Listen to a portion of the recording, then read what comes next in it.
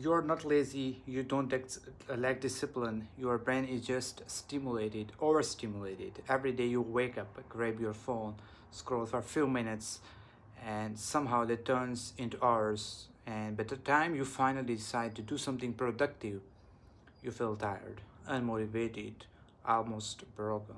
But what if I told you there is nothing wrong with you? You used to have dreams, big ones.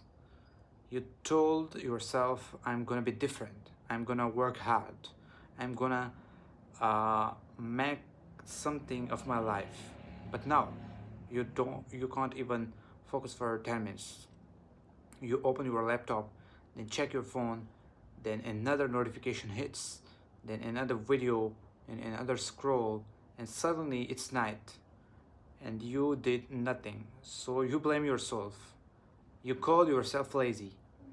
But you are not lazy, you're addicted to stimulation. Your brain wasn't designed for this. Constant dopamine hits, short videos, endless content, instant pleasure, every scroll, every like, every notification. It's training your brain to crave easy rewards. So when it's time to do something hard, like studying, working, building something real, your brain says, no thanks. Not because you're weak, but because real work feels boring compared to chaos you're used to. That's why you feel stuck, not because you don't want success, but because your brain has been hijacked. You are trying to build a future with a mind that's been trained to escape reality, then seeking. And what do? You don't need more motivation. You don't. You need less stimulation. Start small. Wake up and don't touch your phone for the first 30 minutes. Let your brain breathe.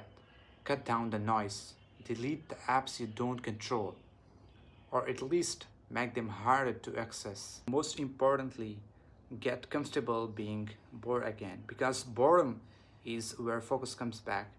It's where ideas come back. It's where or your real life begins again.